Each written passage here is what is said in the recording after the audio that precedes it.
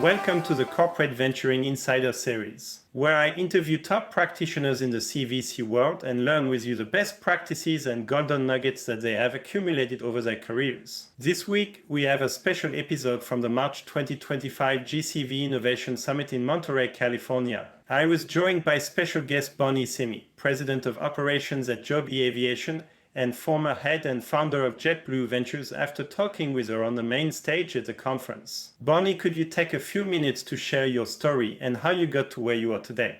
You know, when I started out my career very early on, corporate venturing or even venture capital was not in my radar at all. I was very much into aviation. I was a pilot, flew as a pilot for United and then JetBlue.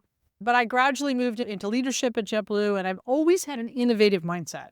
And so JetBlue is an innovation airline. They came to disrupt and bring humanity back to travel was the initial mission of JetBlue.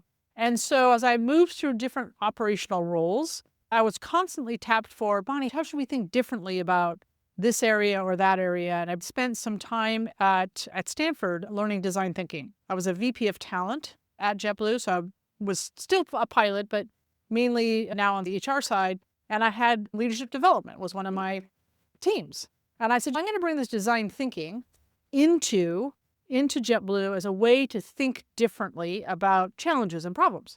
So then I became really known as an innovation person internally. Fast forward a few more years. At this point, I think I'd been at JetBlue maybe 10, 12 years, and JetBlue was 15 years old. And the CEO calls me, he says, Bonny, we're 15 years, and I think we're becoming a little stale. We need to be more innovative. He says, how do we become more innovative? And I said, well, the future of any industry starts early in startups. And so in order for us to see where the future is going, we should have a seat at the table of startups. And he says, how do we do that? And I said, I'm from Silicon Valley. I did grow up in the Bay Area, so I have 1 degree of separation from the startup ecosystem. And I said, we should invest in them. He said, how do you do that? And I said, well, we should set up a corporate venture firm. He's like, great, go do it. And so that's where the idea began, and it was in 2015. I had been at JetBlue for 12 years in a variety of different roles, and I knew the company very well in all of the operational areas. You was a perfect profile, actually, to start. Yeah, so I had a ton of operational experience, plus I was in HR. In HR, you learn a lot too. So yep. I definitely had to call a friend.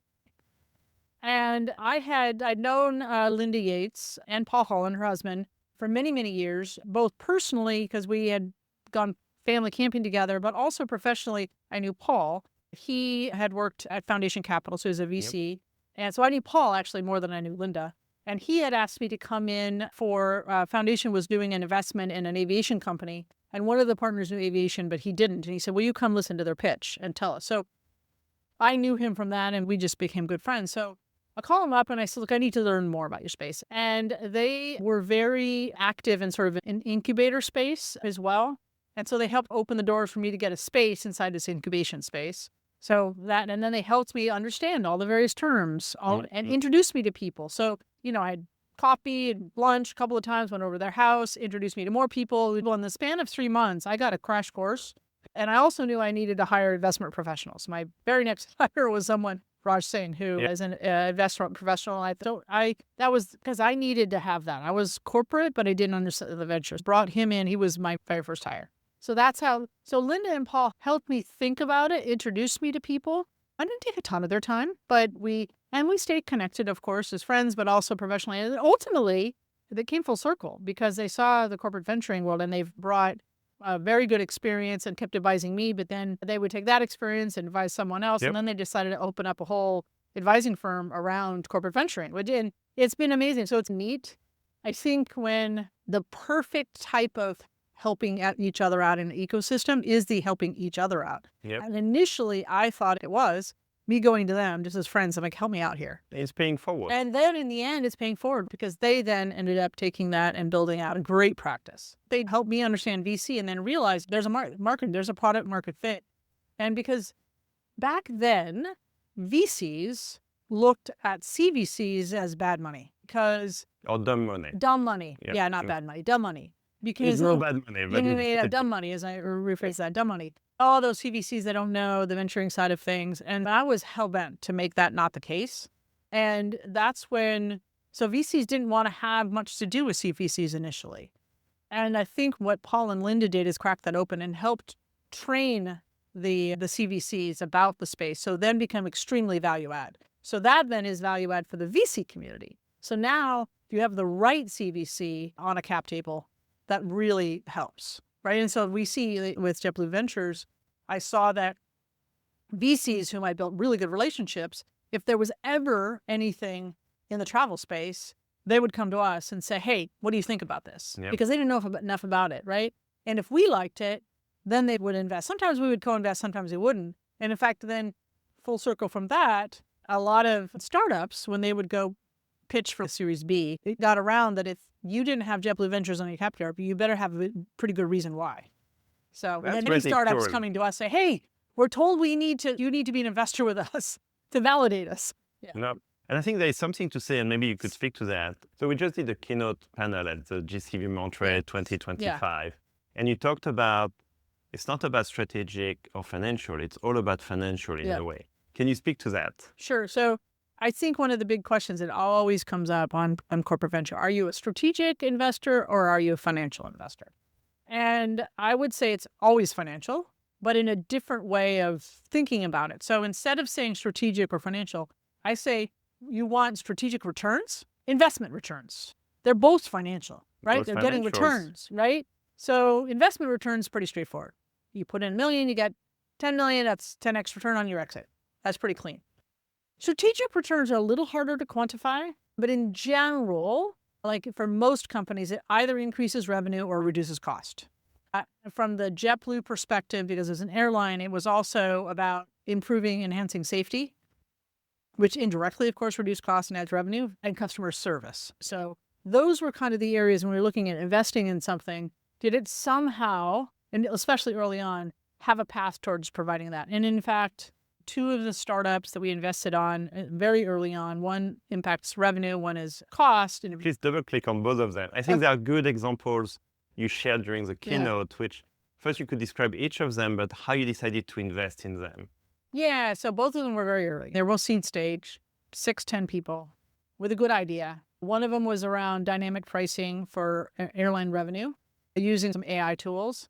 And the other was about weather prediction using a lot of data sources, AI tools. Mind you, this was in 2016, 2017, before AI was a thing. Both of them almost went under several times, just getting through those early stages. And we came along to help. But I had this vision that they would help us. So let's talk about one of them. So Flyer, it's called Flyer. And they do the dynamic pricing for airlines. And let's say that we invest $1 million. Return the money is important, at least $1 million. Double your money is great. Triple your money is great. Like you literally look for maybe a 10x. Like you want to invest, that's a kind of a measure. Can they get to 10x? That's $10 million. And then, wow, if you really hit out of the park, you get 100x return. So airlines. Airlines, very thin margin, but massive revenue. So JetBlue last year, $9.3 billion in revenue. So if you could increase revenue by 0.1% by doing some AI dynamic pricing, that's $9.3 million a year. That's your 10x right there almost. And if you can increase it by 1%, you're talking $93 million in 1 year. Which compounds every year. Exactly. So you can see, that is what I'm talking about is strategic returns. So that's one great example. Now, Flyer hasn't exited yet, so it's not an exit, but it has increased revenue. Now, some of it's hard to predict. Is the revenue because of this, because of that? It's a little harder, a little squishier, but I guarantee you it's provided enormous strategic value. With very early access. Very early access. Oh, we actually helped them pivot because they were doing some kind of airline fare lock. They could predict. It was interesting because I went to them and their business model was around providing an insurance product, fare lock, basically, which now some airlines have it, where you go on a website and you say, this price is $200 for this ticket. You're like, I don't know. I'm not ready to buy a ticket yet. And then by the time you get ready to buy a ticket, it's $300. I wish I bought the ticket in. What they could do is they could predict what the airfare was going to be the following week or whatever. And so they would predict if it was, and they could determine if it was going to be like $300. So but that's a consumer product and it's super hard and such. And I'm like, but wait a minute. If you can predict revenue, and airlines can't collude, so you can't. So you can then help inform, like, why is the price going up? And then you can determine, and then most airlines, the price, if one airline makes the price go up, then the others will follow. But if you could be the first, you're going to capture The value. And I so ultimately they pivoted from this insurance product to revenue platform. And JetBlue was an early tester for them. And that gave them credibility then to go to other airlines. And they're with a bunch of other airlines right now. So then the other one was this weather platform, which is, again, same thing. We were with them. They were actually, I want to say, they were 6 guys. One was a former Israeli fighter pilot, so understood the weather. Another one was really good in the marketing side of things. And they had this idea to predict weather. And they had some trials with local baseball stadiums, whichever the baseball stadium is there. And so they were doing some trials there. And airlines rely very heavily on weather. But it's also airlines are, especially operational people, are very risk averse, which you want. And so there are official licensed software that is used that you get approved by the FAA and all that kind of stuff to run our weather intelligence for airlines. And the startup kept wanting to be that. I'm like, guys, you're not ready yet. You're not ready. We have to. And so they started doing trials with the Boston station, just Boston, because it was there. And we fostered them over time. And they used our name. That's what CVCs do. That brings good value to those startups. That then helped them get into the insurance products market, in various other areas, but they kept, because the CEO's pilot, he was just passionate in aviation. So this was, I think we invested in 2017. They became the official weather platform, kicking out the weather company, was owned by IBM. So, I mean, we're talking very, very, very established Incumbent, entrenched. Very entrenched in 2022. And they are the weather platform for JetBlue. They've also deployed with other airlines and also other places, other businesses around the world, because weather is, especially now. And it's been fascinating. They've launched satellites. They just got 2 more that went up on the latest SpaceX flight. They launched them last week. So they've got 8 satellites. They drove data from all different places. There's currently in the US now some challenges happening in terms of government funding for various things. Yep. And literally there was an article, who knows where this is going, but there was a Fortune article saying this company could be our future weather prediction, because NOAA was losing some funding, National Oceanic. And so Tomorrow.io is really, they're over $1 billion valuation as well. And they are reducing it in order to the hurdle to pass to get into an airline in the nerve center of the operations center, which is as risk averse as they come. That really shows that this platform is great. And so I'm excited to see where it goes. So it's been very helpful. So clearly strategic for JetBlue at the time, early access to technology that is now being deployed and really successful. But you hinted on the strategic value that JetBlue brought to this company, not just brand and credibility, but also guidance. Can you speak to that in terms of how you design, and this is really a design question, how did you design JetBlue Ventures to be bringing such strategic value to the startups you invested in? Yeah, so we built out, so it was not just the investment side, which was super important. And it's hard for me that was leading it to be able to do everything, right? And to really help foster all my children, I would call them, all the various portfolio companies. And so we really needed to scale and bring out, now it's called the platform. This is before it's called, there was a platform. This is early on. How did you call it at the time? I called it the operational team. Okay. JetBlue Ventures operations. Now it's called platform. People out of CVC don't know what you mean by platform, by the way. But it's coming. It's coming. Yeah. So the operations team. And so the operations team would help startups. They have no clue how big companies run. And they just think they should set me up with the CEO. Let me just set me up with the CEO, show them, and it is amazing. They want it in your ops center. I'm like, guys, you're not ready. You're not ready. If JetBlue actually used you, all your servers would crash and everything. You're not ready. You have to get your platform ready. And you're only going to get one chance. Yep, one shot. One shot. So you've got to be ready. We work with them on their pitch. And then we bring the business out with the VP and the directors and the managers and a couple of analysts. And they come for an innovation day in Silicon Valley. And so then it's like magic happens. And if it also helps us look at product market fit too. Is this a company we would be interested in investing in? And so sometimes we would invest in a company, whether or not the team or the department was ready to implement them. And then sometimes they do a pilot test and we'd help, and we wouldn't invest, but it is a pilot test. And again, that exercise helps the startup learn how to work with the corporate. learns how the corporate to work with a startup, even if the pilot doesn't go anywhere. So it's one of those win-wins. So I think there's a golden nugget. Very nice. And you have like where it's transferred from the investment team to the platform team. How did you think about that transition from closing the investments to supporting it? Oh, yeah. So the way at the very beginning, the investment team is always out there sourcing startups. They go into a database, whatever database tool you use. Then the platform team uses the investment team database to pull the ecosystem that come into the funnel. The platform team works with the company to narrow it down. And ultimately, now the investment team comes to the thing and says, I'm now interested in this. Once an investment happens, if the investment happens and it is a startup that is something that might be involved with the company, there's engagement on the both sides until it actually is. So typically it's the investment team that sits on the board or is the board observer or maintains the main part of the relationship. The platform team helps set up the introductions at the parent. Once there's an implementation, whether it's a proof of concept, then the platform team is going to spend much more time with that startup and then report back to the investment team. Is this working? Is it working? Et cetera.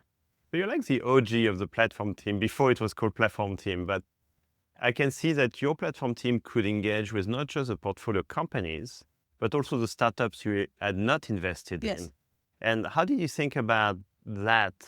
Because most of the platform team we see is typically for the portfolio companies. But here you were already thinking, no, it could be wherever the value is for the mothership. Remember, it's strategic value. Exactly. And even better, let's say a lot of companies, startups, aren't going to give a financial return. They may just truck along, especially in kind of the operational area.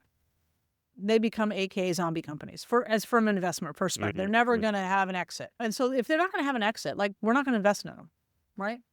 Maybe that's the investment side.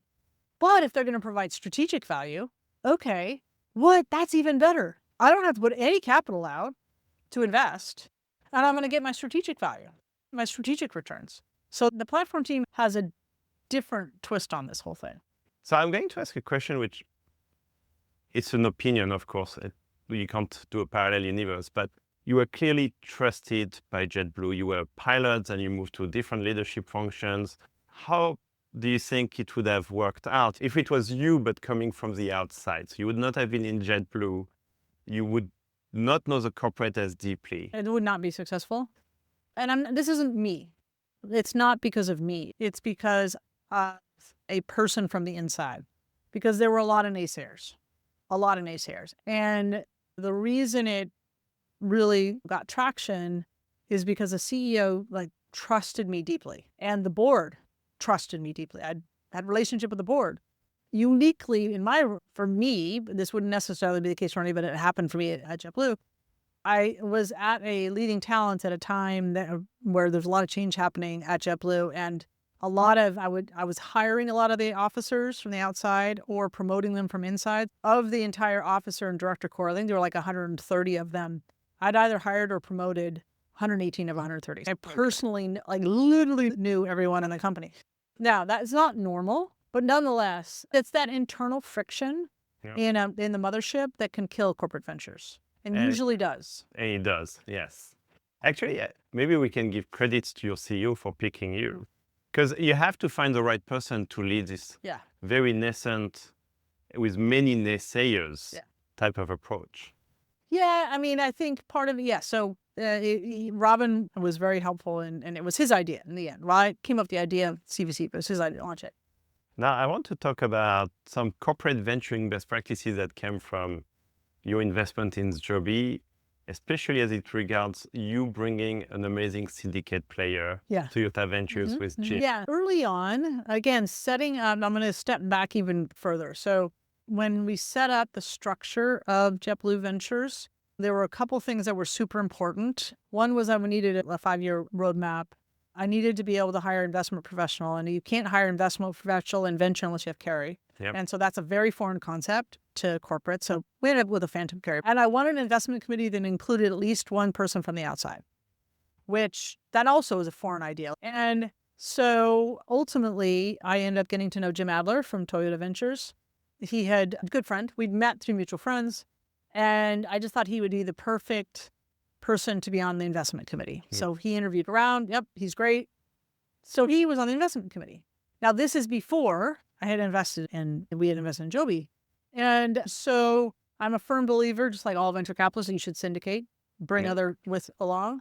And so when I went to look at Joby for us to invest in them, I right away said, look, this company is an auto OEM. And so I mentioned to the founder, and I knew all the CVCs, all the auto OEM CVCs. What about this one? Nope, they're too slow. What about this one? Nope, don't like the person. No. And I said, what about Toyota? He said, Toyota, that's interesting. Toyota production, that could be very valuable, but that would be hard to close quickly. I'm like, I got a friend. So called Jim Adler. I'm like, Jim, you need to see this startup. And he's, no, I don't know. I'm like, no, trust me. Drop everything, go see the startup. And for a variety of reasons, the investment window was very short. And a lot of founders like to say, oh, if you don't close in 2 weeks, I'm not interested. They're trying to rush you to a close. There was actually a very valid reason. An event that was happening is like they needed the money during that period or it wasn't a window. So it was a note into the note. This one was a note into the B. They were already Series A, so it was a note into B. And needed 2 weeks. And the founders said, maybe you guys, JetBlue Ventures, can close in 2 weeks because you're nimble, but there's no way Toyota could. They did because of Jim. So we co-invested, and he also was on the Joby board. We were both board observers very early on. Both were helping with the company. And then it became an important part. So Toyota was looking to become more than an auto company, which is why they set up Toyota Ventures in the first place.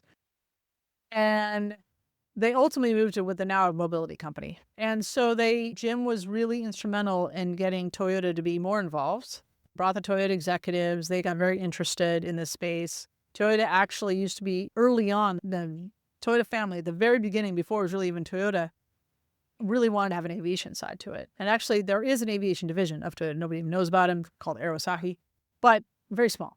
But it's just been this fascination of aviation. So it sparked this interest. So then once Toyota got more interested, they then ended up leading a Series C for $500 million. $500 million. $500 million. And this is the mothership this at is that the point. mothership. Yeah, it's the mothership.